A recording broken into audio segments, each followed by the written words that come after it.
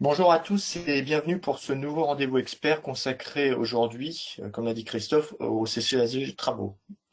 Alors comme vous le savez, ce CCAG Travaux a fait l'objet d'une réforme importante qui est entrée en vigueur le 1er avril 2021.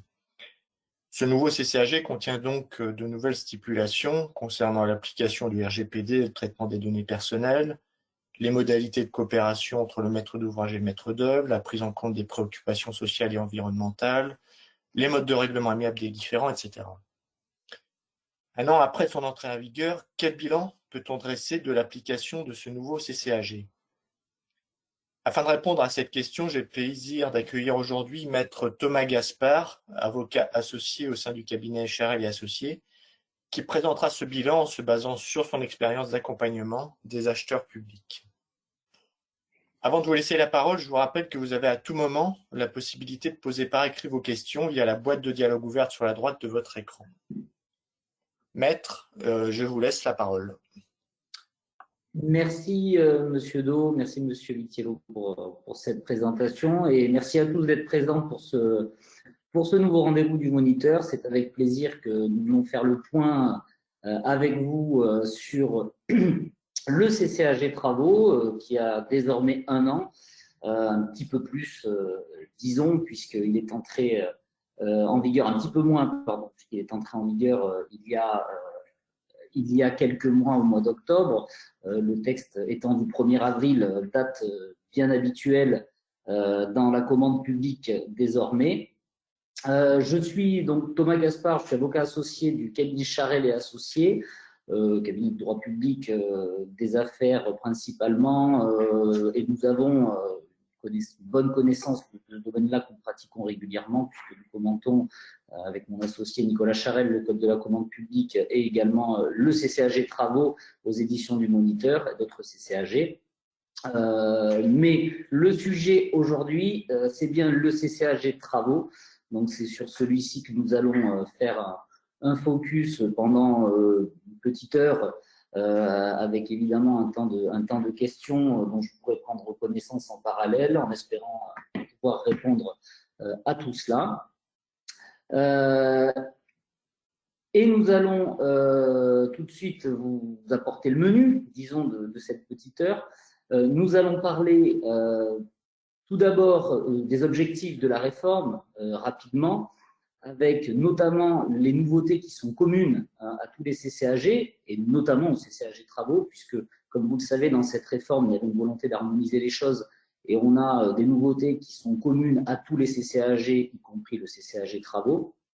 Donc, nous balayerons rapidement pour se remettre un petit peu en tête toutes ces grandes nouveautés, ces grands objectifs de la réforme des CCAG. Nous enchaînerons ensuite avec un rappel aussi, c'est pas indispensable, mais puisqu'on est sur un rendez-vous expert, mais c'est néanmoins important de revenir sur les principes d'utilisation du CCAG, sur ce qu'est le CCAG par rapport à un CCAP et comment on articule les deux.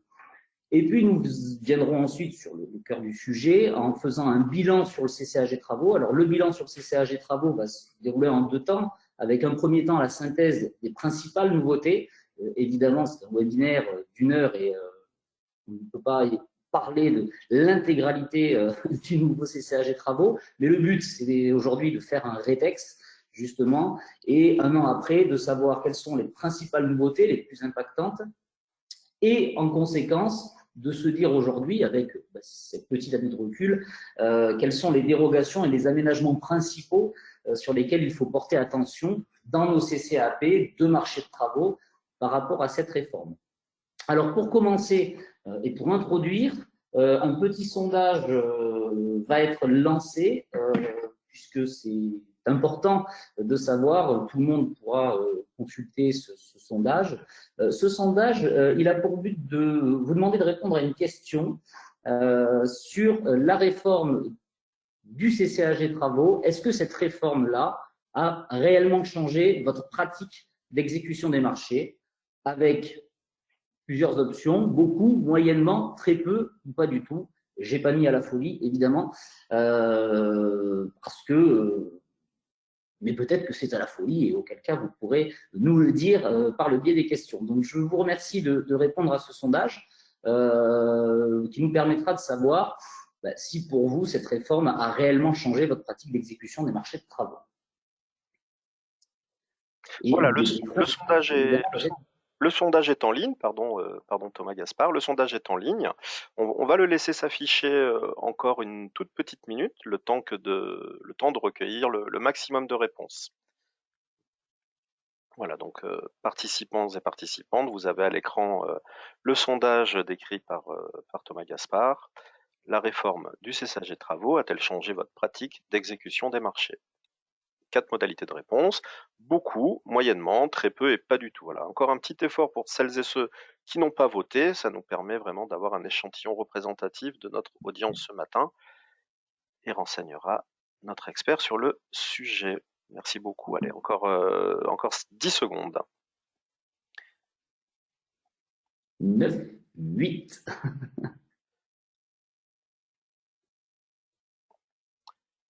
Voilà, je vais clore le sondage et partager les résultats.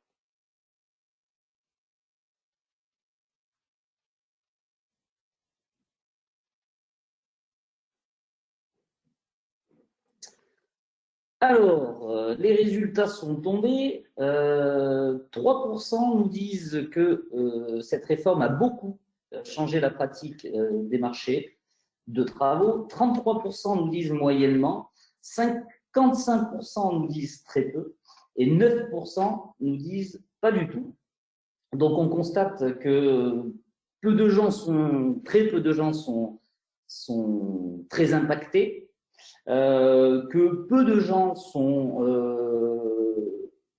pas du tout impactés et que la plupart des réponses se situent entre moyennement et très peu. C'est en lien un petit peu avec ce que je vais vous dire. Alors, on va passer aux objectifs de la réforme, puisqu'effectivement, alors vous l'avez constaté, cette réforme, elle n'est pas extrêmement folichonne, elle n'a pas révolutionné les modalités d'exécution technique, financière et administrative des marchés de travaux. Elle a apporté un certain nombre de choses, de nouveautés. Alors, certaines nouveautés sont un petit peu impactantes. On reviendra sur celles-ci, les plus impactantes. Mais c'est vrai que globalement, on a un texte qui n'a pas fondamentalement changé par rapport au précédent.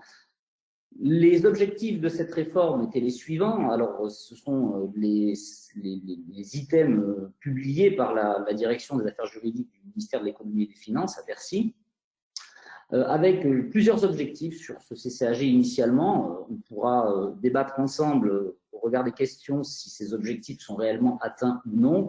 Le premier objectif, c'était de faire des CCAG des outils accessibles et adaptés en les actualisant. Alors évidemment, on a entre 2009 ancien CCAG et 2019, 2020, et un certain nombre de réformes. On est passé par une ordonnance 2015 et un décret 2016 en matière de marché, puis à leur codification dans un code de la commande publique. On a évidemment 10 ans de jurisprudence qui sont venus nous apporter des éclairages sur la manière d'interpréter certaines stipulations du CCAG, et donc il fallait actualiser les textes, le CCAG Travaux faisant encore référence à des notions qui étaient un petit peu obsolètes.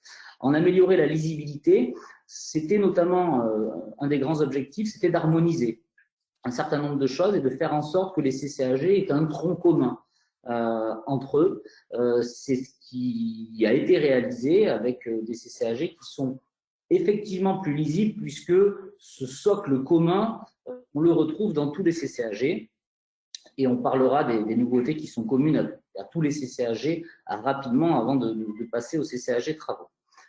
Répondre aux besoins des acteurs de la commande publique, il y avait effectivement des enjeux, puisque vous savez que le CCAG avait fait l'objet d'une consultation publique à laquelle vous avez probablement été invité à participer. Vous avez pu faire valoir en tant que soit acheteur, soit acteur en tout cas de la commande publique, que vous soyez une personne privée ou une personne publique. La réponse aux besoins des acteurs de la commande publique, c'était évidemment la création d'un CCAG maîtrise d'œuvre. Alors, ce n'est pas l'objet du webinaire d'aujourd'hui, mais c'est une des grandes nouveautés de la réforme, l'intégration d'une clause de propriété intellectuelle dans tous les CCAG, puisqu'effectivement, avant, nous n'avions aucune clause de propriété intellectuelle dans les CCAG, à l'exception du CCAG prestations intellectuelles. prestations intellectuelles, c'est désormais chose faite. Le deuxième grand objectif, c'était de renforcer la sécurité juridique lors de l'exécution des marchés, en sécurisant l'exécution financière d'une part, et en sécurisant le règlement des différends et litiges d'autre part. On reviendra sur les nouveautés qui sont en lien avec ces deux objectifs, notamment un certain nombre de stipulations relatives à la révision, à l'actualisation des prix, des stipulations relatives aux assurances et aux garanties, qui ne sont pas nouvelles, mais qui n'étaient pas présentes dans les CCAG. Et s'agissant du règlement des différends, on a les modes alternatifs de règlement des différends qui existaient eux aussi, hein, c'est dans ce sens que ce n'est pas nouveau, qui ont fait leur apparition dans les CCAG, et ce n'est pas anodin puisque directement ils deviennent contractuels si votre CCAP fait référence au CCAG. Des délais de recours contentieux qui ont été un petit peu harmonisés, l'intégration aussi d'une définition du différend, la notion de différend qui était jurisprudentielle et qui a fait son intégration dans les CCAG, y compris dans le CCAG travaux. Dans les autres objectifs, il y a, c'est sûrement l'un des plus grands objectifs et c'est l'objectif qui amène le plus de nouveautés, je pense que c'est là-dessus que vous nous attendez et sur lequel on va pouvoir discuter, c'est une volonté de rééquilibrer un petit peu les relations contractuelles. Comme vous le savez, les marchés publics sont des contrats exorbitants du droit commun, et ce caractère exorbitant du droit commun engendre une chose, c'est qu'un contrat administratif n'est pas aussi équilibré par principe qu'un contrat classique de droit privé, un contrat commercial entre deux personnes privées. Pourquoi? Parce que l'intérêt général, voire les grands principes du service public, impose que les personnes morales de droit public puissent avoir des pouvoirs un peu plus importants que leurs co-contractants. L'ancien CCAG et toute la législation et réglementation en matière de commande publique va dans ce sens, avec effectivement des pouvoirs comme la résiliation unilatérale, qui par principe n'appartient, sauf exception, qu'à la personne publique, tend vers cette exorbitance.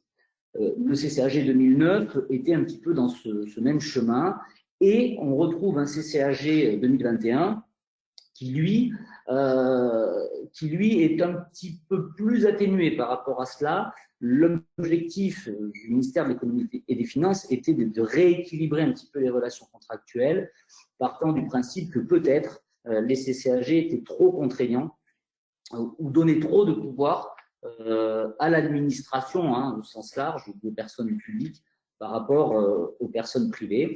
Et on retrouve un certain nombre de mesures qui tendent à faire en sorte que les parties discutent un petit peu plus entre elles, partant aussi du principe que finalement il vaut mieux discuter que taper parfois, ce qui n'est pas forcément faux. On a donc l'intégration du principe du contradictoire qui revient, notamment pour les pénalités, on en reparlera.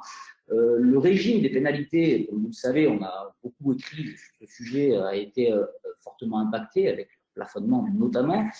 Les ordres de service ont fait l'objet de beaucoup de nouveautés. C'est une des grandes nouveautés de la réforme. Les ordres de service, nous le verrons, ont un régime qui est assez modifié par rapport à celui qui existait précédemment. Et puis, on a le retour aussi des clauses incitatives, des clauses d'intéressement qui avaient un petit peu disparu, d'ailleurs, y compris du Code de la commande publique. Et puis, dans les autres objectifs, évidemment, l'adaptation des CCAG à l'ère du numérique et à l'ouverture des données, en lien d'ailleurs avec le Code de la commande publique, la dématérialisation de la facturation, l'intégration des clauses du RGPD, et puis une préparation du CCAG à l'ère de l'exécution totalement dématérialisée des marchés publics. Rien n'est obligatoire pour l'instant en matière d'exécution sur la dématérialisation. On y viendra très certainement, et les CCAG, le CCAG travaux est désormais paramétré pour intégrer cette exécution dématérialisée. Alors, dans ces grands objectifs, donc ont donné lieu à un certain nombre de nouveautés qui vont être communes à tous les CCAG, qui vont aussi évidemment impacter le CCAG travaux. Alors, une architecture un petit peu commune à tous les CCAG, donc un plan que l'on va retrouver comme étant assez commun entre tous les CCAG, le maintien évidemment de la liste récapitulative des dérogations qui est obligatoire. Nous y reviendrons un petit peu plus loin puisqu'il y a des petites subtilités. La création d'une clause de propriété intellectuelle qui est unique dans tous les CCAG, avec une spécificité pour le CCAG maîtrise d'œuvre où elle a été spécifiquement adaptée, logique compte tenu de l'objet de ces marchés-là de maîtrise d'œuvre, où évidemment il y a des enjeux plus importants en matière de propriété intellectuelle, mais vous retrouvez désormais dans tous les CCAG une clause unique de propriété intellectuelle qui vous guide vers un régime de principe des droits de propriété intellectuelle entre le maître d'ouvrage et l'opérateur économique. L'idée, c'est de partir du principe que c'est compliqué, tout cela. Effectivement, le droit de la propriété intellectuelle est un système un petit peu compliqué. Le législateur, en tout cas le jurislateur, a voulu vous donner une clause type dans le CCAG qui, si votre CCAP y fait référence, viendra s'appliquer par principe. Libre à vous, après, de l'adapter.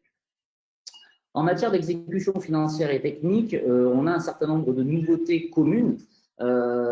L'intégration d'un système d'options pour les avances, vous avez dû le voir, avec une option A, une option B, comme on pouvait d'ailleurs le retrouver avant pour les droits de propriété intellectuelle dans le CCAGPI, une option A, une option B, avec un choix à faire entre un régime d'avance classique, application du Code de la commande publique, ou une option A qui va s'appliquer par principe, où on va être sur un taux supplétif de 20%. Donc, il faudra prêter attention, évidemment, à choisir la bonne option quand vous rédigez vos CCAP. La clarification et même le retour des clauses incitatives pour permettre aux acheteurs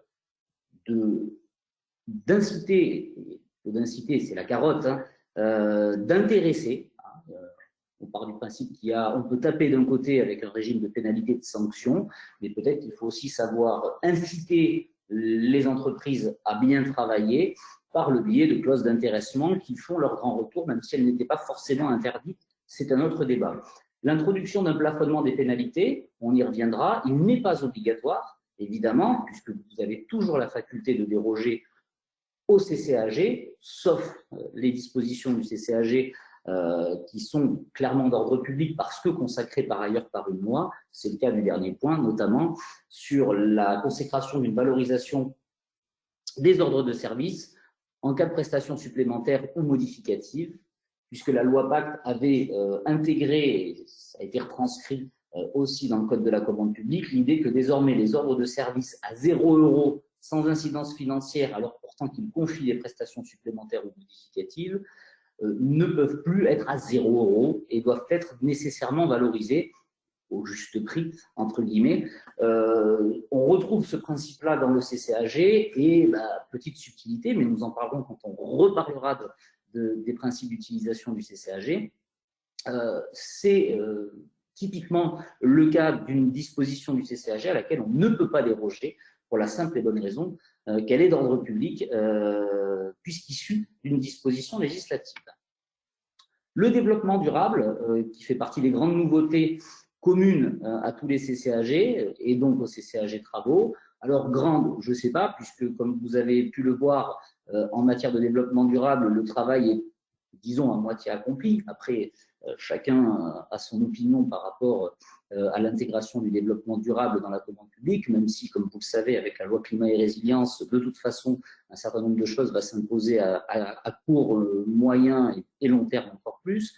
Le développement durable est décomposé en deux clauses dans le CCAG. Alors, des clauses sociales qui, elles, pour le coup, sont assez abouties, puisqu'on vient pour rédiger un très gros pavé, si on peut s'exprimer ainsi, mais qui n'est pas inintéressant puisque globalement, on vous donne tout un régime de clauses sociales que vous pouvez faire le choix d'appliquer ou pas, dans le but de faciliter les plus petits acheteurs notamment qui souhaiteraient avoir recours aux clauses sociales et qui ne seraient pas tellement capables de les rédiger ou en tout cas un petit peu perdus à les rédiger.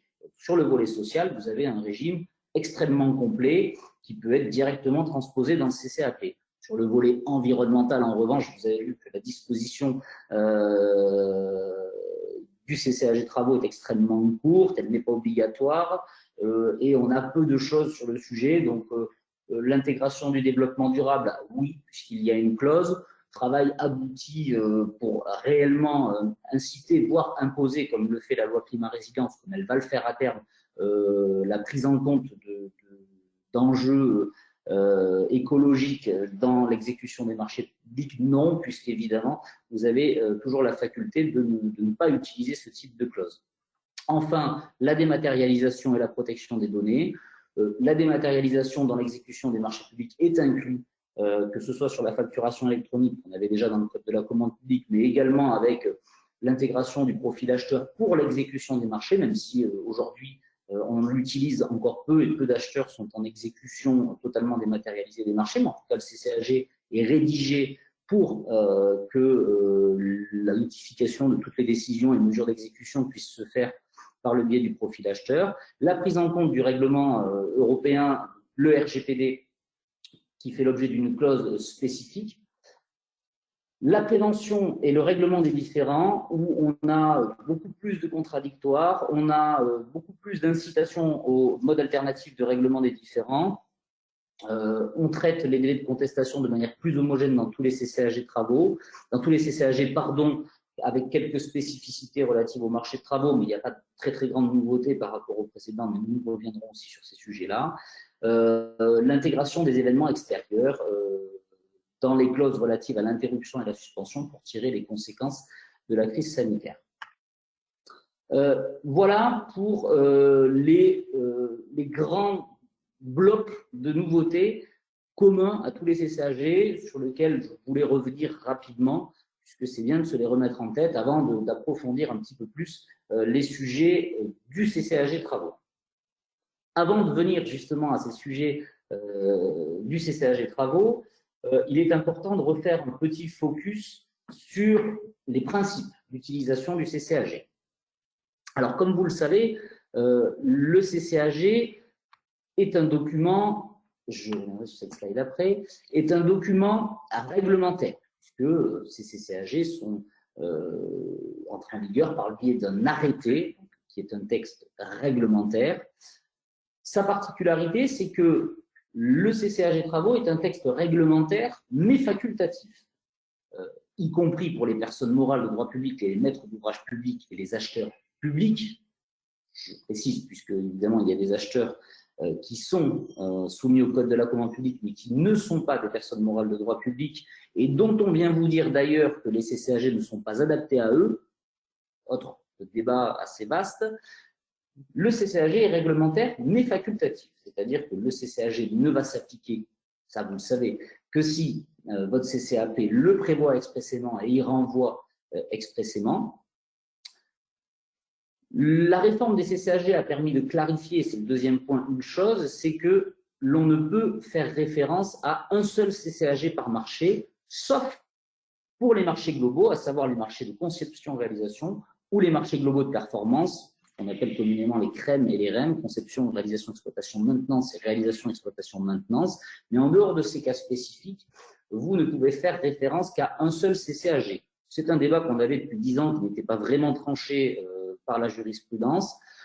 On a parfois des marchés un peu spécifiques que vous devez, pour certains, bien connaître, les marchés d'exploitation P2, P3, qui sont des marchés dans lesquels vous avez à la fois de la prestation de services, mais également des travaux, et sur lesquels vous avez un régime d'exécution du CCAG service qui serait pour certaines choses plus adapté, mais pour d'autres moins, notamment les garanties et toutes les dispositions relatives à la réception qui relèvent plutôt du CCAG travaux. On avait tendance, en tout cas en ce qui nous concerne, à rédiger les CCAP par souci de simplicité, tout en étant assez clair, faisant référence pour chacune des parties, chacune des parts de l'objet du marché à 2 CCAG, mais il s'avère que désormais, le gouvernement a tranché sur ce sujet. On ne peut utiliser un seul CCAG par marché. C'est important, c'est au détour d'une phrase, mais c'est important, puisque si vous avez un marché de travaux qui est principalement un marché de travaux parce que le montant des travaux est plus important que le montant des services, Vous choisirez le CCAG le plus adapté, mais vous ne pourrez en choisir qu'un. Donc, si vous faites référence au CCAG travaux, il faudra venir pour les prestations de services qui devraient être soumis à un régime d'exécution un petit peu différent pour lequel le CCAG travaux n'est pas adapté. Il va falloir, dans vos CCAP, venir à rédiger, au besoin en copier-coller, les dispositions du CCAG FCS que vous voulez utiliser pour certaines des prestations de services ou de fournitures d'un marché qui, plus généralement, est un marché de travaux. Et troisième point, et c'est sûrement la chose la plus importante, c'est que le CCAG est un texte réglementaire qui, de par son caractère facultatif, demeure adaptable. Et c'est là qu'on a le cœur du sujet, c'est que tout n'est pas bon dans le CCAG, il y a des choses bien et des choses moins bien. Pourquoi? Parce que vous savez que ce texte-là fait l'objet d'une consultation publique et il est élaboré en concertation, c'est très bien d'ailleurs, entre des acteurs privés, des opérateurs économiques qui sont les co-contractants des acheteurs et les acheteurs publics et au demeurant privés pour certains. Donc forcément, vous avez un texte qui, in fine, comprend des dispositions plutôt favorables au maître d'ouvrage et d'autres dispositions plutôt favorables, pour préserver les droits aussi, des opérateurs économiques.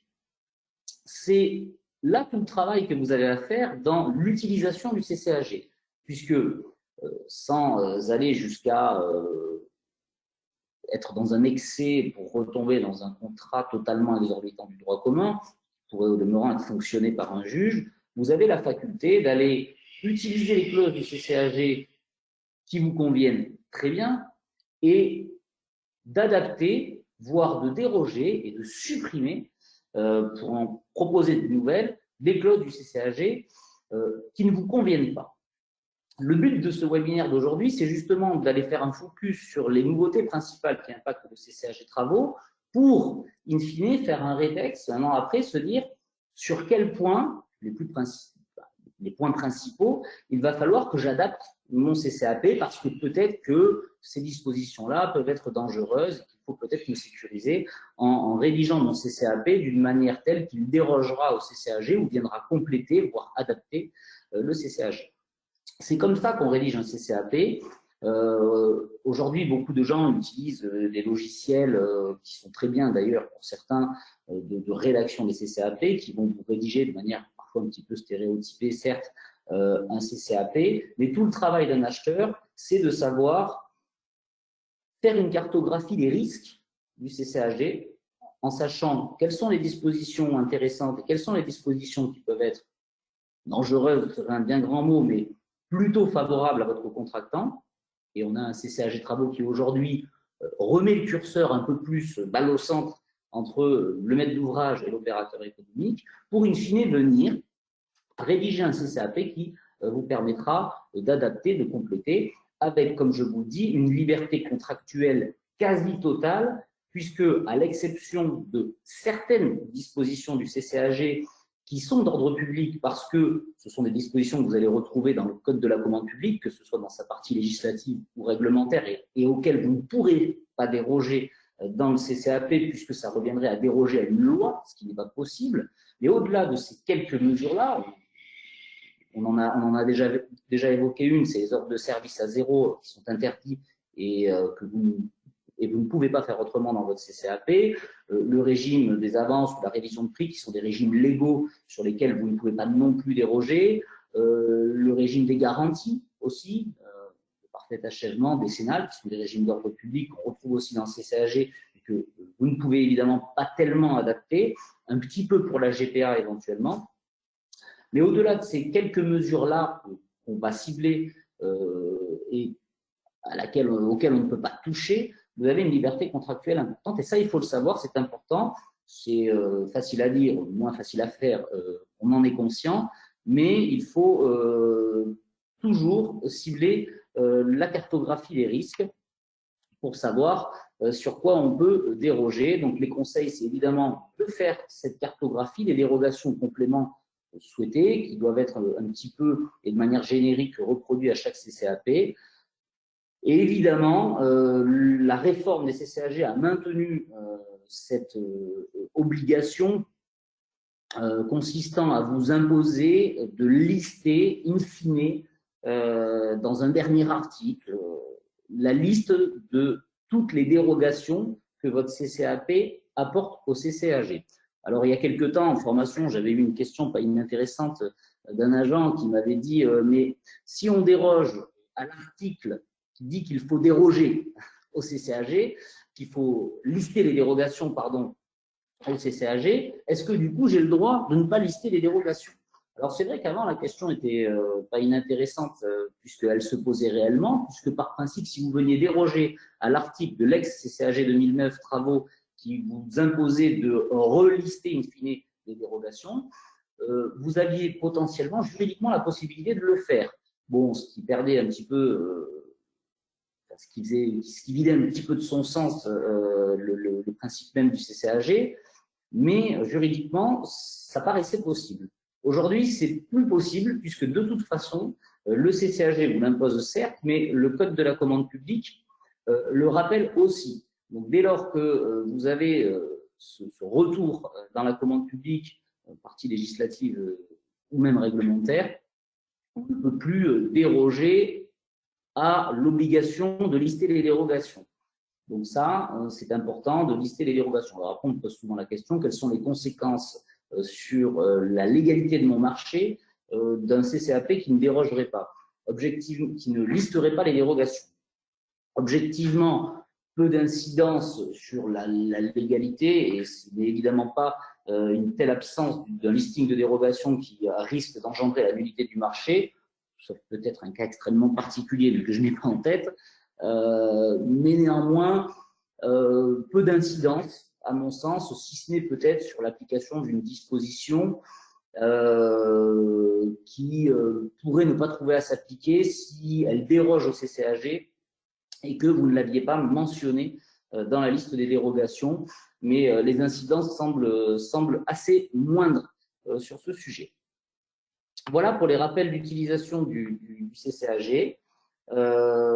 Avec toujours en tête l'idée selon laquelle il faut l'adapter, ce CCAG, puisque tout n'est pas bon pour les acheteurs publics dans le CCAG, tout n'est pas bon pour les opérateurs privés dans le CCAG, les opérateurs privés n'ayant malheureusement de toute façon pas la main sur le CCAP qui est rédigé par l'acheteur public. Donc c'est aux acheteurs publics en tout cas de savoir adapter ce texte. Avant d'entrer sur cette troisième partie pour faire le bilan et de lister les principales nouveautés du CCAG Travaux, un an après, on est capable de cibler ce qui est le plus impactant dans le CCAG Travaux en termes de nouveautés. On va lancer un deuxième petit sondage. Ce sondage-là, c'est une autre question avec des modalités de réponse, 5 modalités de réponse. L'idée, c'est de savoir, j'aimerais savoir, qu'est-ce qui vous a le plus impacté dans la réforme du CCAG Travaux, avec un choix entre les modalités de mise en œuvre des pénalités, les autres nouveautés en matière d'exécution financière, votre pratique en matière de procédure de règlement des comptes, votre utilisation des ordres de service ou une autre chose.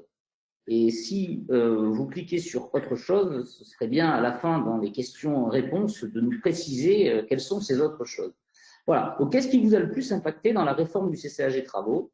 On va décrire, nous, ensuite, toutes les pénalités, toutes les nouveautés principales, mais nous aimerions connaître ce qui, pour vous, a été le plus impactant entre les 4 choix qu'on vous a proposé, avec un 5e autre, puisque évidemment, il n'y a pas que les 4 nouveautés qui sont citées là. Merci Thomas. Le sondage est lancé. Et comme précédemment, je vais le laisser s'afficher une petite minute pour recueillir le maximum de votes. Voilà, donc vous avez à l'écran le sondage décrit par notre expert Thomas Gaspard. Qu'est-ce qui vous a le plus impacté dans la réforme du CCAG Travaux? Les modalités de mise en œuvre des pénalités, les nouveautés en matière d'exécution financière, ma pratique en matière de procédure de règlement des comptes, mon utilisation des ordres de service ou, 5e possibilité, autre, Et on vous invite à commenter dans le panneau de configuration questions quel est l'autre élément qui vous a le plus impacté dans la réforme du CCAG travaux. Un petit effort pour celles et ceux qui n'ont pas encore voté, c'est vraiment précieux pour notre intervenant que d'avoir votre retour d'expérience. Un an après, donc la mise en place de ce nouveau CCAG travaux, je vais laisser le sondage encore une trentaine de secondes. Voilà. Merci à celles et ceux qui n'ont pas voté de bien vouloir le faire. Merci.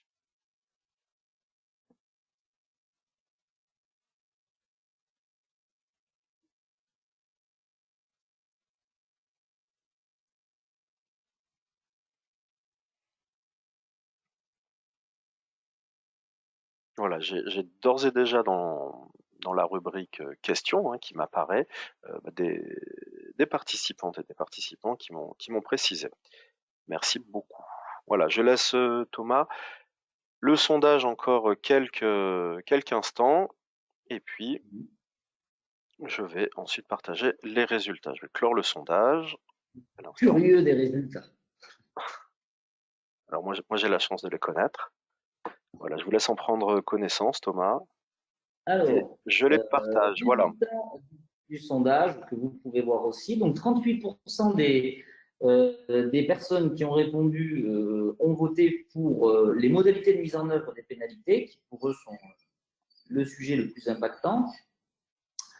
21%, alors 23% dans l'ordre, 37% pour la mise en œuvre des pénalités, 23% pour l'utilisation des ordres de service, dans l'ordre de manière décroissante, les nouveautés en matière d'exécution financière à 21%, et 7% pour la pratique en matière de procédure de règlement des comptes, et puis 12%, ce qui est pas anodin, ont voté pour une autre mesure, et vous nous ferez peut-être part dans les questions de ces autres mesures qui, semble-t-il, vous ont plus impacté en tout cas que les 4 autres qui étaient affichées. Voilà. Merci beaucoup pour vos réponses. On va les commenter en revenant sur les principales nouveautés.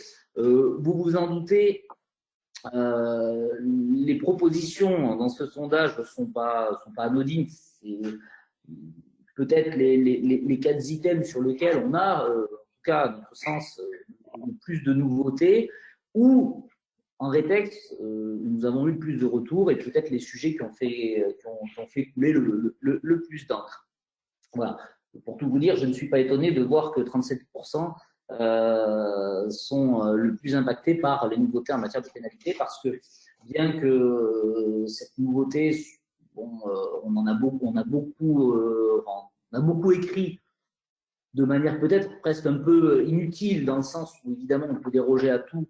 Voilà. Mais en tout cas, c'est vrai que le régime des pénalités, nous allons y venir, et peut-être des grandes nouveautés, parce qu'on a un vrai revirement sur un certain nombre de choses par rapport à ce que l'on pratiquait. Et surtout, on va en parler, on a un seuil avec ce plafonnement des pénalités qui n'est pas tout à fait cohérent avec ce qu'admet le juge administratif. Il faudra voir quelles en sont les conséquences, et surtout quelles conséquences on tire du CCAG là-dessus. Alors, pour revenir sur les principales nouveautés, on va faire dans l'ordre du plan du CCAG, en commençant par un préambule qui est créé dans le CCAG. Alors, ce préambule, on va le retrouver dans tous les CCAG et dans le CCAG travaux aussi. Il n'est pas très long, mais néanmoins, il nous dit 2 choses importantes. La première, c'est qu'au détour d'une phrase, on nous dit que le CCAG de travaux n'est pas adapté au marché privé. Comme vous le savez, des personnes morales de droit privé sont des pouvoirs adjudicateurs, sociétés d'économie mixte, sociétés publiques locales, SA d'HLM, voire certaines associations qui, de par leur fonctionnement institutionnel, sont qualifiées de pouvoirs adjudicateurs ou d'organismes de droit public. Et ces acheteurs-là, privés, sont soumis au code de la commande publique, mais concluent des contrats de droit privé, avec des impacts, puisque ces contrats, qui sont par nature des contrats de droit privé, ne bénéficient pas d'un certain nombre de dispositions applicables aux contrats administratifs, comme par principe la résiliation unilatérale ou un certain nombre de la modification unilatérale du marché qui ne s'appliquent par principe, hein, encore une fois, qu'aux contrats administratifs. Beaucoup de ces acheteurs privés, mais en lien fort avec la sphère publique, utilisaient les CCAG travaux. De par mon expérience, je le sais, beaucoup de SEM, d'SPL, de SA d'HLM utilisent les CCAG travaux parce que c'est leur culture. Alors, il faut savoir que cette phrase qui vous dit que que le CCAG travaux est inadapté à ces marchés privés ne veut pas dire que c'est inapplicable. Il faut être rassuré par rapport à ça. Ce n'est pas parce qu'on considère, à tort peut-être, moi je considère que c'est à tort, mais c'est un point de vue personnel. On vous dit que c'est inadapté, ça peut peut-être l'être sur certaines choses, notamment sur le régime d'exécution financière, qui, comme vous le savez, est différent entre un marché public et un marché privé, n'est pas pour autant inapplicable. Donc, soyez rassurés, les maîtres d'ouvrage privés soumis au Code de la commande publique peuvent toujours faire référence au CCAG travaux s'ils le souhaitent, par préférence à la norme. Hein, la norme est NF 03001, qui est par principe le CCAG travaux privés. Mais en tout cas, il est clair qu'il faudra venir adapter le CCAG si vous êtes un maître d'ouvrage privé, puisque certaines dispositions, pour le coup, ne sont pas tout à fait adaptées. Mais néanmoins, le CCAG lui-même, je ne le trouve pas si inadapté que cela à des marchés privés de personnes morales de droit privé, mais soumises au Code de la commande publique. Mais néanmoins, c'est important de dire que c'est écrit comme tel dans le CCAG travaux et dans son préambule. Ce préambule vous dit une deuxième chose que l'on a déjà vu, donc je passerai rapidement, sur le principe de l'utilisation d'un seul CCAG, sauf pour les marchés globaux, marché de conception-réalisation ou marché globaux de performance, avec les conséquences que ça a. Vous n'avez pas le droit, sauf pour les marchés globaux, de faire référence à deux CCAG dans un même CCAP. Donc, pour ceux qui utilisaient cette pratique, donc, comme je vous ai dit, inadapté ne veut pas dire inapplicable, et je pense que vous pouvez, si vous êtes des acheteurs privés, continuer d'utiliser le CCAG travaux en l'adaptant certes, mais le CCAG travaux lui-même n'est pour moi pas tellement inadapté à des acheteurs privés qui exécutent les marchés parce qu'ils vivent dans la sphère publique comme des acheteurs publics. Et le deuxième point du préambule, qui est important à retenir et qui est nouveau, c'est ce principe selon lequel on n'utilise qu'un seul CCAG. J'en ai déjà parlé tout à l'heure, j'y reviens très rapidement.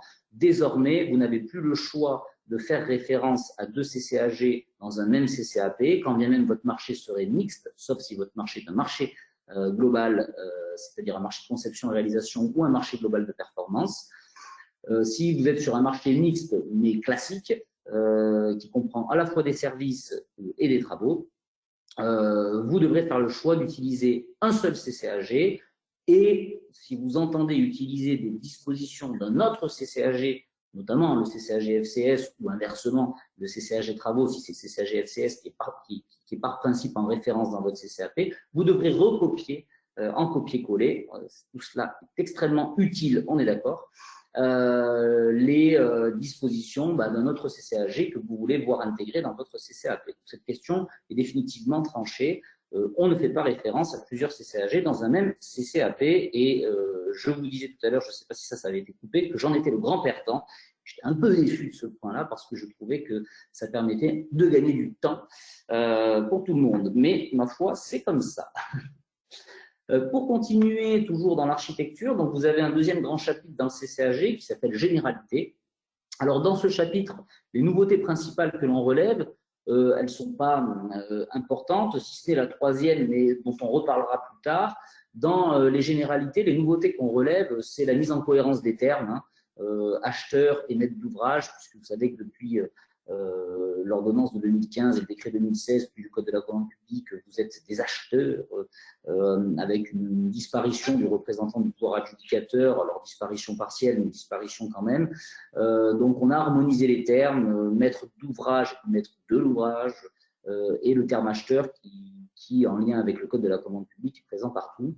On intègre dans les généralités la prise en compte de la dématérialisation pour la notification des décisions si vous êtes en exécution dématérialisée. Dans ces généralités, on a des définitions et on a notamment la définition de l'ordre de service. Voilà.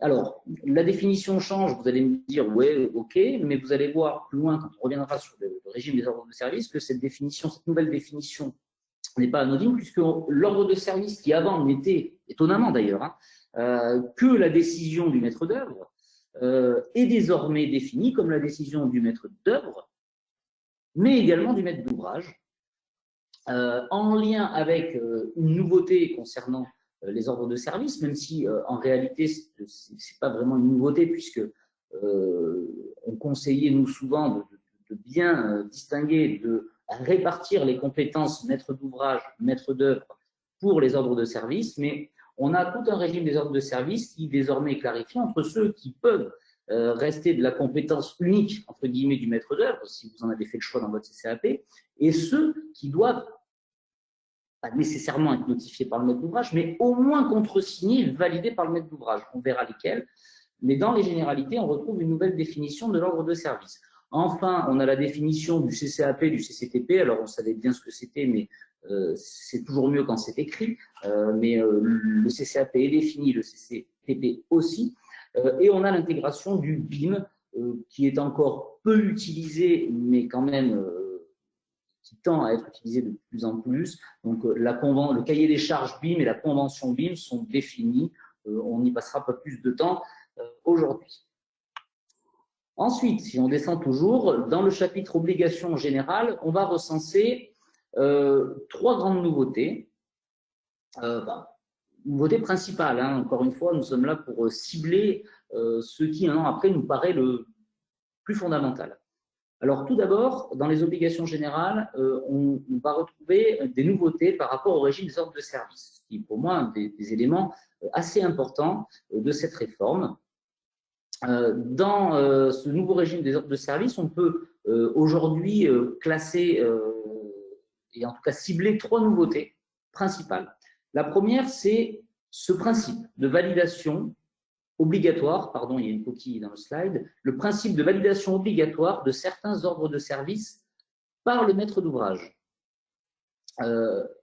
Avant, par principe, si vous faisiez référence au CCAG, vous aviez un maître d'œuvre qui pouvait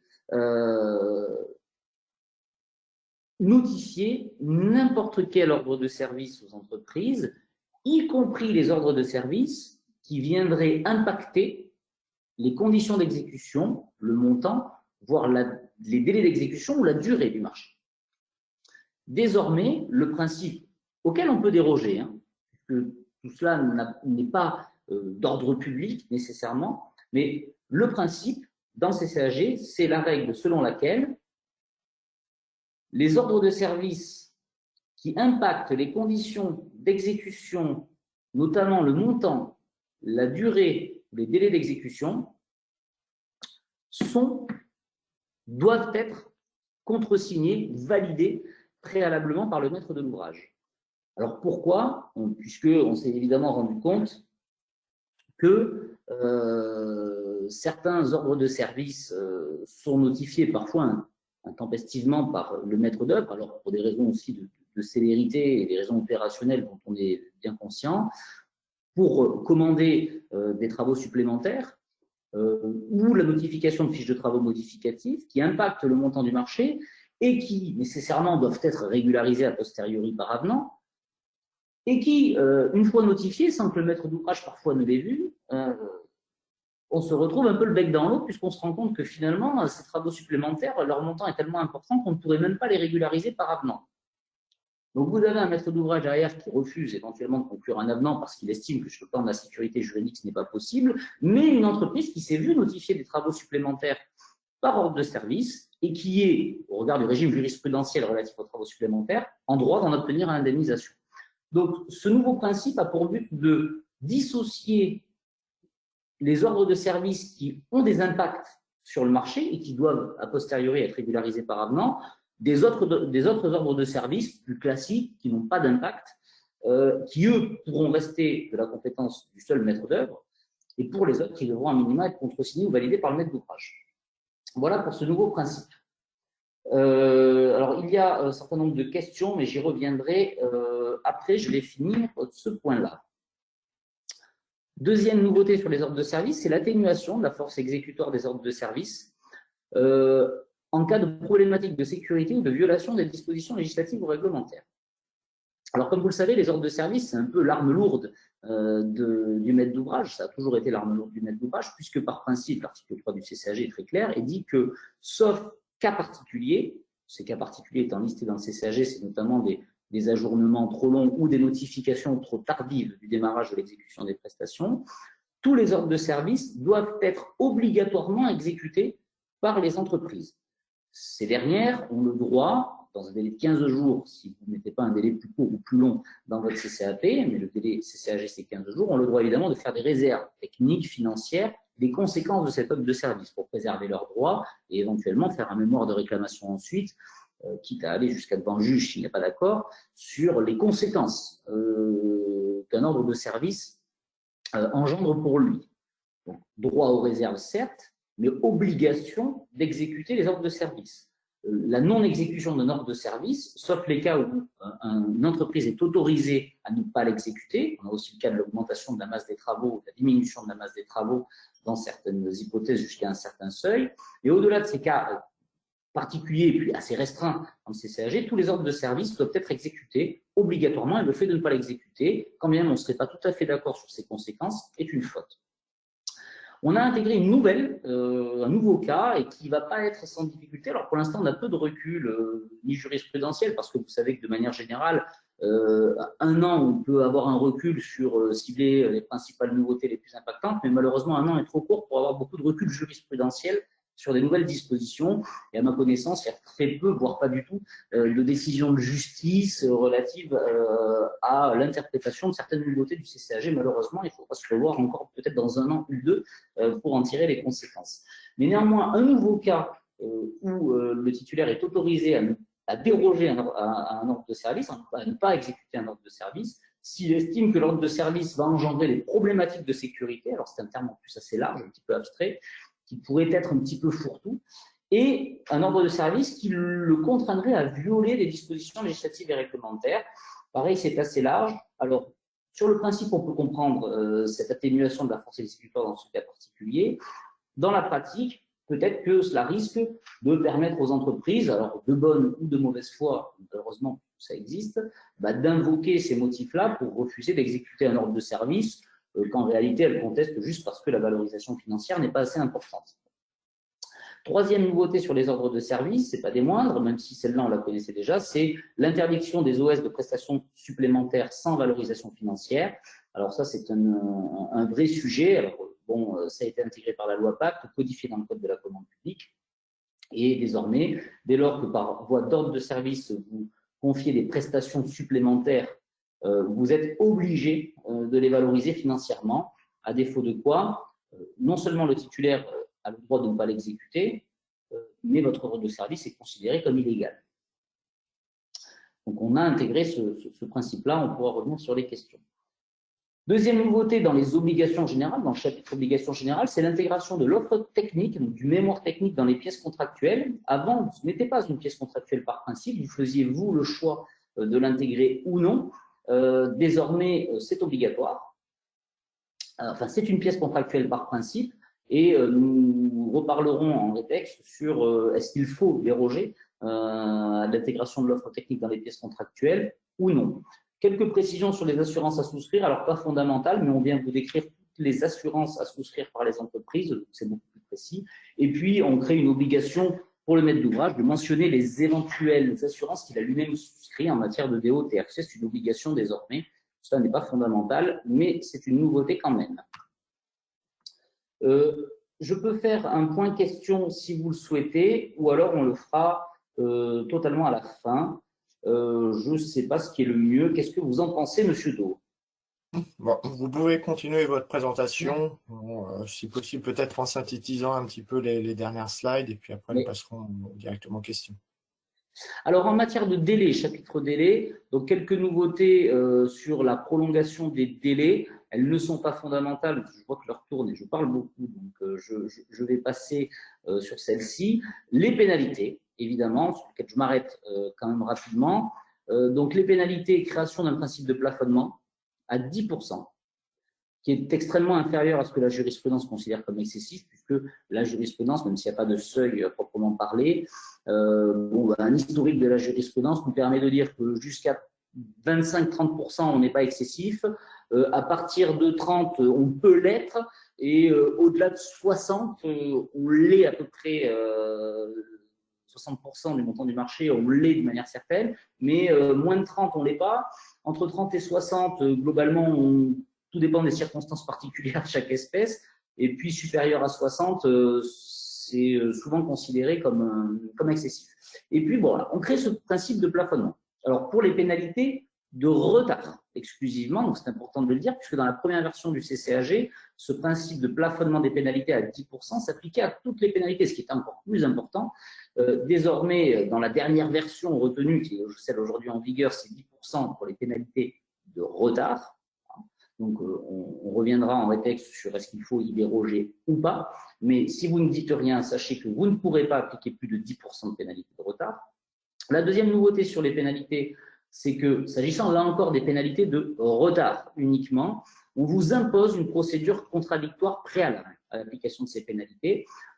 Avant, vous le saviez, les pénalités étaient applicables sur simple constat, c'était jugé, Conseil d'État sur sorgue, et on n'imposait pas au maître d'ouvrage de précéder une mise en demeure ou de quelconque procédure contradictoire l'application d'une pénalité.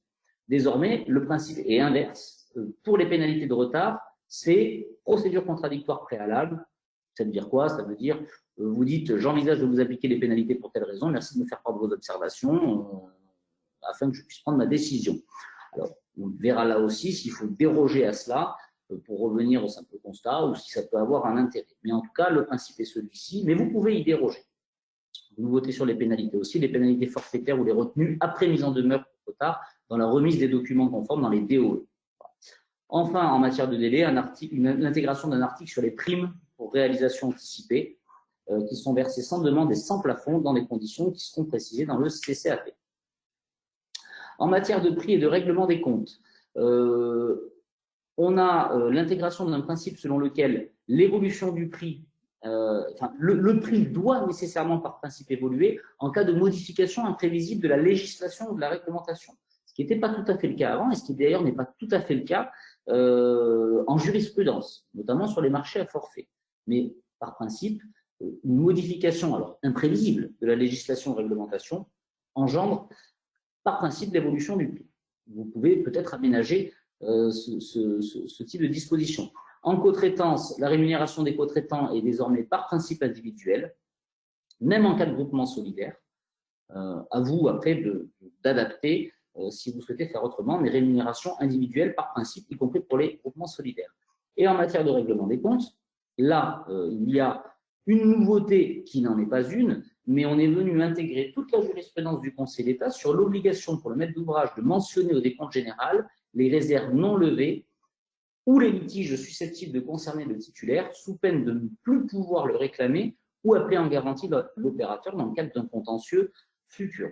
Donc, c'est cette notion de décompte réservé. Vous savez que le Conseil d'État considère que si vous notifiez un décompte général alors que vous êtes conscient que les réserves ne sont pas levées ou qu'un certain nombre de réclamations font que le titulaire à qui vous notifiez le décompte général est susceptible d'être concerné par un préjudice subi par une autre entreprise qui est en train de vous en réclamer l'indemnisation, si vous notifiez le décompte général sans faire référence, sans réserver les points qui sont encore susceptibles de concerner le titulaire, vous y renoncez totalement et le décompte général devient définitif dans toutes ces dispositions.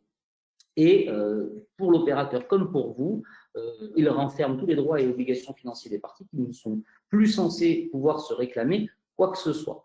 Alors tout cela était jurisprudentiel. Désormais, on a un article très clair dans le CCAG là-dessus. Et il va falloir adapter les pratiques par rapport à ça. Nous verrons comment. Pour la réalisation de l'ouvrage, je passe très vite puisqu'il n'y a rien de fondamental. Le développement durable, le CCAP qui doit préciser les tâches à réaliser pendant la période de préparation, la possibilité d'intégrer une plateforme numérique commune pour le registre chantier, la carte d'identité professionnelle, quelques dispositions spécifiques sur les matériaux polluants et pollués, avec l'obligation de suspendre et de prolonger le marché si on découvre des matériaux polluants et pollués, quelques nouveautés en matière de contrôle et de suivi des déchets, avec le SOGEB qui est désormais obligatoire pour le titulaire et qui est à remettre au plus tard 2 mois après notification. Et dernier slide, de ces nouveautés, nous faisons le constat qui est celui d'aujourd'hui, de savoir quelles sont les dérogations ou les aménagements principaux à faire dans le CCAP. Alors, point de vigilance. Le premier point, évidemment, qui est en lien avec les résultats du sondage, déroger et ou aménager le régime des pénalités. Alors, il va falloir concilier peut-être une démarche plus partenariale, c'est-à-dire que la volonté de la réforme des CCAG, c'est de dire arrêtez de taper, d'appliquer 50% de pénalités, ça n'a aucun intérêt et ça ne fait pas avancer les choses, mais tout en maintenant quand même l'idée que les pénalités ont un caractère dissuasif et que s'il n'y a pas de pénalité, au bout d'un moment, on n'a plus rien pour tenir une entreprise qui serait défaillante ou négligente. Donc, je pense que le plafonnement à 10% est quelque chose sur lequel il faut nécessairement déroger. Parce que, voilà, on ne peut pas, à 10% en plus, ça ne veut rien dire que le marché soit un marché de services, de travaux. Il faut déroger. Par contre, on peut basculer sur des régimes de ce qu'on appelle les pénalités provisoires, c'est-à-dire des pénalités qui ne sont pas appliquées, qui sont notifiées sans être appliquées. C'est de l'information en disant vous avez le temps de vous rattraper. Et si à la fin vous vous êtes rattrapé, je n'appliquerai pas. Donc, travailler sur un régime de pénalité partielle est une manière, de pénalité provisoire, pardon, est une manière d'être un peu plus partenarial dans la démarche, tout en maintenant un caractère dissuasif. S'agissant du contradictoire, il est peut-être pas inintéressant parce que vous savez que vous avez la possibilité de renoncer à l'application des pénalités si d'aventure le retard n'est pas imputable au titulaire. Le fait de mener une procédure contradictoire préalable pour les pénalités de retard permet d'interroger l'entreprise pour qu'elle vous explique, et ça permet de discuter, qu'elle vous explique les raisons du retard et peut-être d'être conscient de quelque chose dont vous n'étiez pas conscient, le retard d'une autre entreprise, une suggestion technique imprévue. Alors voilà, la procédure contradictoire à arbitrer, elle n'est pas forcément inintéressante. En revanche, je pense que le plafonnement, c'est quelque chose auquel il faut clairement déroger. Ensuite, aménagement à prévoir dans la contractualisation de l'offre technique du titulaire selon le caractère forfaitaire ou unitaire des prix du marché. L'offre technique, comme je vous l'ai dit, est par principe contractuelle. Je pense qu'il va falloir adapter les choses. Donc, la rendre contractuelle, c'est pouvoir opposer au titulaire son offre technique. À l'inverse, la rendre contractuelle, c'est une manière pour le titulaire aussi de se prévaloir d'éléments de son offre technique pour contrebalancer le caractère forfaitaire des prix du marché en invoquant le fait que son offre technique correspond au forfait et que le forfait correspond à l'offre technique. Et c'est une manière aussi d'argumenter juridiquement sur une sortie du forfait. Le mieux, après vous prendrez vos risques, mais on le fait, c'est de prévoir une contractualisation unilatérale, c'est-à-dire que l'offre technique n'est contractuelle que pour le maître d'ouvrage et pas pour le titulaire. Alors ça fait bondir beaucoup de gens quand je dis ça, mais il n'a jamais été jugé que c'était illégal de le faire. Les marchés publics sont des contrats administratifs exorbitants du droit commun et il n'est pas forcément impossible, même si ça n'a pas été jugé, de prévoir que l'offre technique du titulaire n'est engageante que du titulaire vers le maître d'ouvrage et non l'inverse. Ensuite, prendre en considération la répartition des compétences maître d'ouvrage, maître d'œuvre dans la notification des ordres de service et aménager les processus en cas d'ordre de service prescrivant des prestations supplémentaires pour tirer les conséquences de ce nouveau régime-là. Il est très clair qu'aujourd'hui, il faut que soient bien identifiés les ordres de service qui relèvent du maître d'ouvrage et ceux qui relèvent du maître d'œuvre, notamment pour que vous ne soyez pas contraints, vous, acheteurs publics, de payer des travaux supplémentaires qui auront été commandés par le maître d'œuvre sans vous en avoir informé, puisque si l'ordre de service commandant des travaux supplémentaires doit être validé par le maître d'ouvrage et qu'il n'a pas été validé par le maître d'ouvrage, le titulaire ne peut plus, par principe, réclamer le paiement de travaux supplémentaires. Déroger et aménager la procédure de règlement des comptes pour éviter les problématiques de décompte général tacite et limiter les risques en cas de réserve non levée. Alors, l'idée, ce n'est pas de revenir sur le principe du caractère définitif du décompte, une fois qu'il est accepté et signé entre les parties, parce que ça, pour le coup, ça paraît d'ordre public et difficile d'y déroger. En revanche, vous pouvez peut-être retarder la procédure de règlement des comptes. Et la clause un peu classique, c'est celle qui consiste à permettre au titulaire de nous transmettre son projet de décompte final pour enclencher le process de règlement des comptes qu'une fois que les réserves seront toutes levées. Vous savez que par principe, dès qu'il y a réception, même avec réserve, le titulaire peut enclencher le règlement des comptes, vous transmettre le projet de décompte final, ce qui enclenche tous les délais ensuite afférents pour notifier le décompte général, ce qui vous conduit parfois à devoir notifier un décompte général alors que des réserves ne sont pas levées. Le mieux pour éviter tout problème par rapport à ça, c'est de faire en sorte que tant que les réserves ne sont pas levées et même que les DOE n'ont pas été transmis, le titulaire ne peut pas transmettre son projet de décompte final. Au moins, vous êtes tranquille. Ensuite, aménager les stipulations du CCAP sur le contenu des prix pour les marchés à forfait pour prévenir les changements imprévisibles de législation et de réglementation. Comme je vous l'ai dit, une des nouveautés, c'est de partir du principe que l'évolution, le changement imprévisible de législation et de réglementation engendre une évolution du prix. Je pense que pour les marchés à forfait, il y a une part aussi de risque, c'est le principe même du forfait. Il va falloir déroger ou aménager en tout cas le CCAP sur ces points-là pour que le titulaire n'invoque pas tout changement de législation de réglementation pour bouleverser l'économie d'un forfait qui initialement était bien un forfait sur lequel s'est engagée l'entreprise. Ensuite, utiliser et systématiser les clauses de réexamen, surtout en période de crise des matières premières. Alors ça ne résulte pas du CCAG, mais c'est plutôt un conseil classique dans les CCAP. La clause de réexamen, qui est la modification anticipée du contrat, doit être généralisée, cibler les événements susceptibles d'intervenir pour pouvoir conclure un avenant, quel que soit le montant, dès lors que surviendra un événement imprévisible, en tout cas, mais que vous aurez quand même ciblé à l'initiation. Et puis rendre obligatoire les conciliations de médiation préalable en cas de différend entre les parties. Aujourd'hui, on se rend compte que la médiation apporte ses fruits et parfois venir dans les dispositions du CCAP relatives au règlement des comptes imposer une médiation préalable obligatoire avant d'introduire un recours contentieux, c'est une bonne manière d'éviter des contentieux longs, coûteux pour tout le monde et de tenter en tout cas de régler amiablement toute partie des litiges. Voilà pour les principaux points de vigilance qu'il faut avoir dans les CCAP. Évidemment, les principaux, il peut y en avoir d'autres, mais dont le but était de les retranscrire aujourd'hui, un an après, le CCAG, la réforme du CCAG. Alors, pour les questions, je dis bien de Maître, suite. oui, je vous remercie. Donc, je vous ai transmis un certain nombre de questions. Écoutez, si on peut en regarder si on a un petit peu de temps pour en regarder quelques-unes, même si on est un petit peu débordé. Certaines questions qui me semblent intéressantes malgré tout. Donc, je vous laisse quelques instants pour en prendre connaissance. En 45 minutes, 1 heure, de faire un bilan de la réforme du CCAG. Oui, c'est sûr. Il fallait nous mettre au défi. Alors, première question qu'on m'a fait parvenir. Vous avez dit qu'il serait toujours possible de déroger aux impératifs de développement durable. Cependant, il me semblait que la loi climat et résilience ainsi que son décret d'application prohibe à partir de 2026 l'usage du critère unique du prix et oblige les acheteurs à intégrer nécessairement un critère environnemental. Qu'en est-il? Alors, oui, comme vous l'avez dit, 2026. C'est-à-dire qu'aujourd'hui, alors après, du point de vue personnel, je trouve que cet effet différé n'a aucun sens, mais ma foi, c'est comme ça.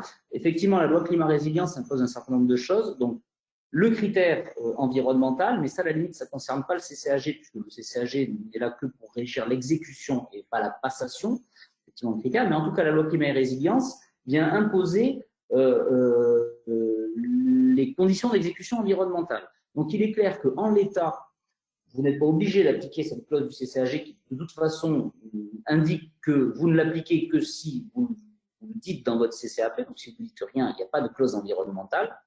En revanche, il est clair que au plus tard, en août 2026, et peut-être avant si un décret d'application vient avant, dès lors que le Code de la commande publique imposera la clause environnementale, vous serez obligé de l'intégrer et d'ailleurs, le CCAG ne sera plus adapté. Voilà, j'espère avoir répondu à votre question. Deuxième question, vous considérez que les contractants ont une grande liberté contractuelle et en même temps, vous avez dit que le juge pourrait sanctionner un contrat qui serait trop retombé dans le droit commun.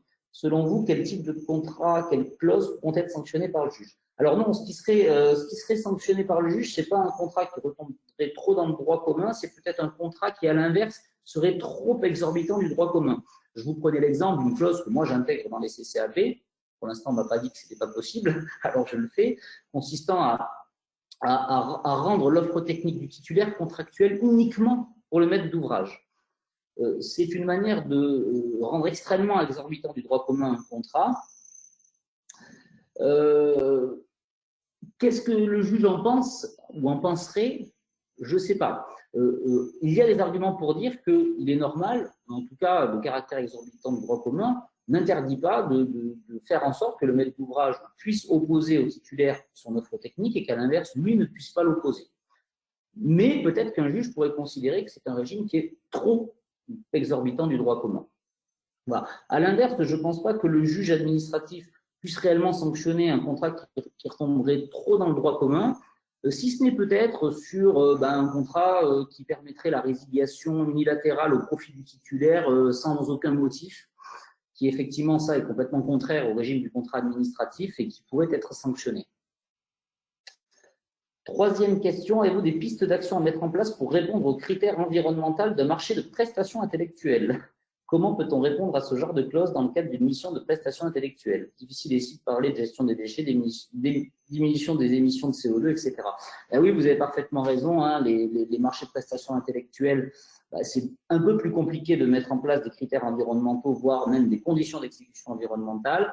Après, on peut travailler plutôt sur le volet RSE, alors qui ne sont pas à proprement parler du critère ou de la condition d'exécution environnementale, mais qui sont plus généralement la responsabilité sociétale des entreprises, c'est-à-dire les engagements de l'entreprise en matière de développement durable, que ce soit sur les volets sociaux, environnementaux ou économiques.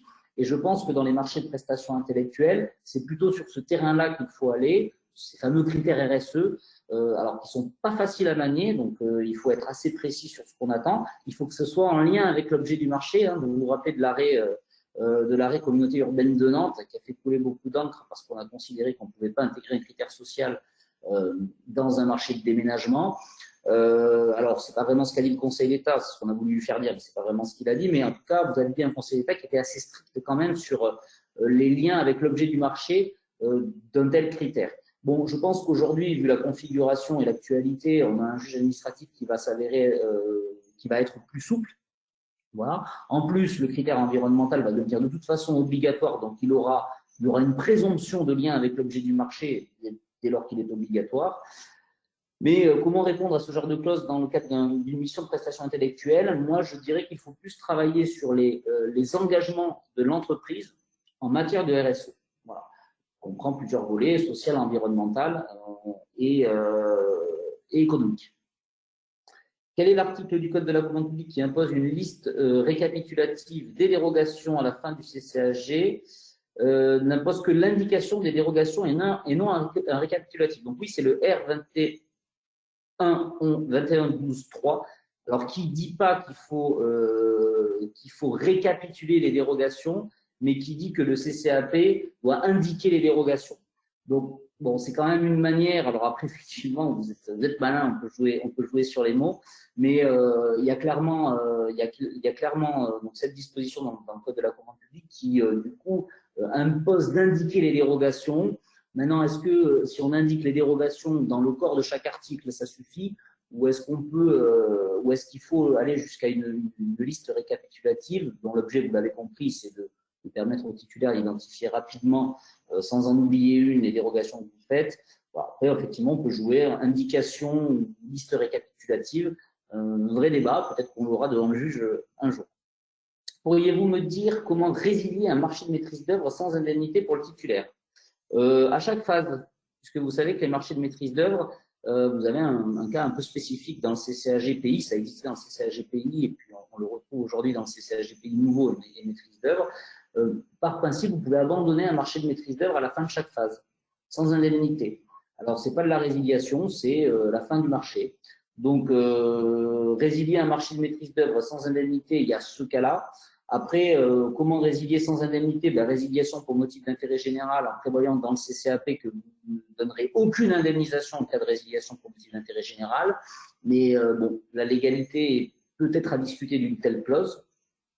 Maintenant, résilier un marché de maîtrise d'œuvre sans indemnité, en dehors de ces deux cas, c'est-à-dire d'une résiliation pour motif d'intérêt général en dérogeant au CCAG et en disant ce n'est pas 5%, c'est 0%, ou l'arrêt, des dispositions qui s'appellent l'arrêt des prestations à la fin de chaque phase, sans indemnité. En dehors de ces deux cas-là, je ne vois pas comment résilier sans indemnité, si c'est une résiliation pour faute, éventuellement, puisque la résiliation pour faute ne donne lieu à aucune indemnité. Peut-on utiliser une partie du CCAG de travaux pour les marchés de maîtrise d'œuvre? Oui, mais sans faire référence au CCAG de travaux, puisque par principe, votre marché de maîtrise d'œuvre ne doit pas faire référence au CCAG maîtrise d'œuvre. Si vous voulez, pour X ou Y raison, utiliser certaines dispositions du CCAG de travaux, vous ne pourrez pas faire référence aussi au CCAG de travaux. On fait référence à un seul CCAG. Par contre, vous pouvez largement intégrer à l'intérieur de votre CCAP certaines dispositions du CCAG de travaux qui viendraient s'appliquer à certaines prestations, si d'aventure ça a un intérêt. Est-il possible de faire référence au CCAG et à la norme NF 03001? Très bonne question. Mais objectivement, je ne pense pas parce que vous feriez référence à deux textes qui ont des dispositions sur les mêmes thématiques différentes. Donc, en fait, faire référence à ces deux textes, je pense que dans la pratique, ça va créer de vraies difficultés. Maintenant, après, faire référence au CCAG travaux et peut-être utiliser les dispositions de la norme pour certains. Je pense que la personne qui me pose la question est peut-être un acheteur privé. Je pense qu'il faut viser le CCAG et reproduire certaines dispositions de la norme, ou éventuellement inversement, faire référence à la norme et reproduire certaines dispositions du CCAG travaux. Mais par contre, faire référence contractuellement aux deux ne me semble pas possible. Voilà. Même si effectivement, le CCAG dit qu'on ne peut pas utiliser le CCAG, mais il ne dit pas qu'on ne peut pas utiliser le CCAG et la norme. Mais ces deux textes qui sont antinomiques puisqu'ils viennent régir les mêmes choses, mais pour des marchés différents. Faire référence aux deux créerait des incohérences, je pense. Et la dernière question que j'ai, si un sous-traitant n'indique pas de formule de variation de prix, actualisation dans le DC4, est-ce qu'on applique la formule du CCAP où on considère qu'il n'y a pas de variation? Je pense qu'on applique le CCAP. Puisque même si vous n'avez pas de lien contractuel avec le sous-traitant, et que le CCAP n'est contractuel qu'entre titulaire et vous-même, faites l'ouvrage, les clauses de variation de prix présentes dans un CCAP de l'exécution d'un marché pour lequel un titulaire a été régulièrement déclaré et accepté dans ses conditions de paiement, je pense que la clause de variation de prix doit s'appliquer aux sous-traitants, a priori. Voilà. Il faudrait peut-être creuser un peu plus la question, mais je pense que oui. Voilà, pour les questions qui m'ont été soumises, moi, s'il y en a d'autres, je suis à votre disposition. On a pas mal débordé sur le délai qui était initialement prévu. Mais voilà, j'espère avoir répondu à vos questions. On n'a pas des échanges interactifs sur les webinaires, mais en tout cas, j'espère avoir été le plus clair et exhaustif possible. Et puis, j'espère en tout cas que vous avez fait un bon petit bilan un an après du CCAG travaux en 1 heure et que les idées et les choses sont plus claires pour vous, si elles ne l'étaient pas déjà. Écoutez, maître, merci beaucoup et pour votre présentation. C'est vrai que c'était pas forcément évident de tout reprendre de cette réforme de DCCAG, mais bon, c'est vrai, vous l'avez fait de manière très convaincante et très intéressante. Et vous êtes prêté, c'est juste des questions-réponses qui n'est pas forcément toujours facile. Bien, il est temps donc de mettre fin à ce webinaire. Je vous remercie d'avoir assisté et vous donne donc rendez-vous prochainement pour un nouveau rendez-vous expert. Le thème n'a pas été encore déterminé.